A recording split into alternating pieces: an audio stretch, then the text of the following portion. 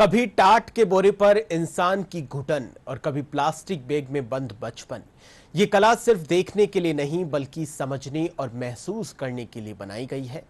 उदयपुर के मोहनलाल सुखाड़िया विश्वविद्यालय में आयोजित पेंटिंग प्रदर्शनी में जीवन के विभिन्न रूपों को बहुत ही खूबसूरती के साथ दर्शाया गया है। प्रस्तुत है ये खास रिपोर्ट।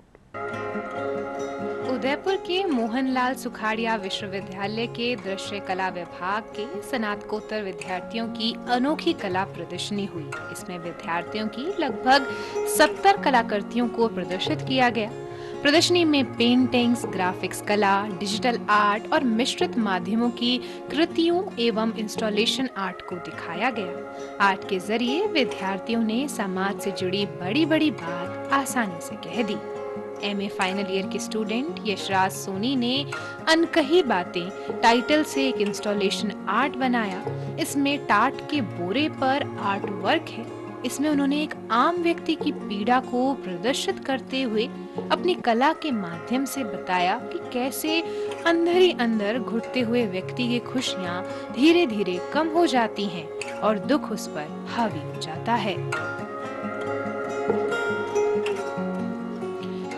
इसमें मैंने ये बताया है कि जब कोई व्यक्ति किसी अपने मन में किसी बात को दबा के रखता है, छोटी छोटी बात को, और वो समय रहते अगर खुलकर बताई नहीं जा पाती है तो वो कैसे उसके व्यक्ति के मन में घाव बना देती है, एक तनाव का, डिप्रेशन का कारण बन जाती है। उस बात को मैंने समझाया है। जो इसमें 9 लेयर बताई है मैंने, जिसमें फर्स्ट लेयर से लेके और उसमें छोटे छोटे फूल बनाए हैं मैंने, जो कि अपनी जीवन की छोटी छोटी खुशियों को दर्शाते हैं। जैसे जैसे वो तनाव बढ़ता जाता है, जैसे जैसे वो बात जो है अपने मन में रहती है वो बड़ी होती जाती है, वैसे वैसे वो खुशियाँ कम होती जाती है और वो बहुत बड़ा डिप्रेशन का कारण बन जाती है, जिससे कभी वो व्यक्ति उभर नहीं पाता है जीवन में कभी।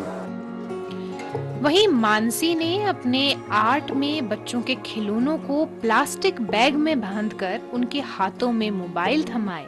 इससे दिखाया कि आज के डिजिटल एज में बचपन स्क्रीन के पीछे सिकुड़ गया है। वहीं थैलेसीमिया से पीड़ित विभा पटेल ने अपने आर्ट के जरिए एक थैलेसीमिया पेशेंट की लाइफ के बारे में बताया।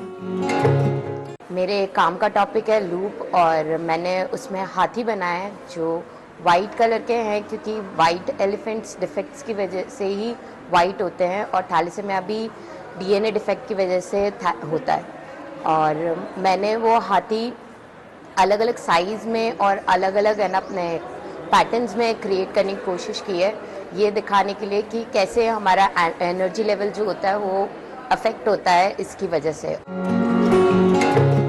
एक दूसरे स्टूडेंट संजय मेघवाल ने बाल विवाह की कुरीति को दर्शाने के लिए पत्थर पर तोरण बांधा। पत्थर से दिखाया कि समाज पत्थर हो गया है। इन्हें बारात में रखा और बारात को बाल विवाह के समाचारों से सजाया।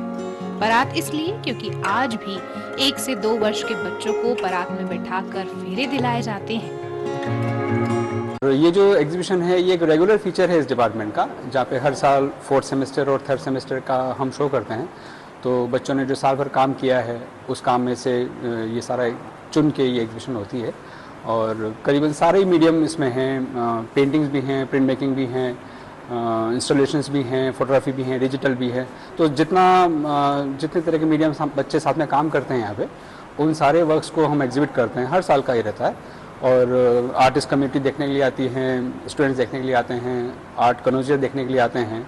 तो बच्चों को एक एक्सपोजर मिलता है, राय जाने का मौका मिलता है, एक दूसरे से व्यूज़ एक्सचेंज करने का मौका मिलता है। यहीं से रिटायर होने के बाद में मैं अपनी आर्ट घर अपने स्टूडियो में प्रैक्टिस करता हूँ और प्रदर्शनी मैंने देखी, बच्चों में उत्साह देखा है कि नई बात मेरे को देखने को आई कि इंस्टॉलेशंस और कंसेप्चुअल आर्ट के ऊपर भी बच्चों ने काम किया है, जो इस विभाग में एक नया प्रयोग है। राजस्थान भर में अभी तक जो है कंसेप्चुअल आर्ट के ऊपर लोग काम नहीं कर रहे हैं। मुझे पूरा परिदृश्य मालूम है, जयपुर, अजमेर, वनस्थली वगैरह जहाँ पर भी, और उदयपुर, बीकानेर, जोधपुर और शायद उदयपुर के इस विभाग के अलावा कहीं भी इस तरह के इंस्टॉलेशंस वगैरह नहीं रचे जाते हैं। हमारे यहाँ इंस्टॉलेशन आर्ट जो है वो पहली विश्व प्रदर्शनी हुई थी, दिल्ली ललित कला ने की थी, वहाँ से सामने आए, क्योंकि आज़ादी के बाद इस देश की कला परिदृश्य तो बहुत तेज़ी से बदला, लेकिन हमारे लोगों को वो बात समझ में नहीं आएगी, क्योंकि उसमें व्यक्तिगत अभिव्यक्ति होने के कारण कला थोड़ी थोड़ी जटिल होती चली गई। मैंने ये एक मिट्टी का फूल बनाया है जो मिट्टी की खुशबू से रिलेट करता है।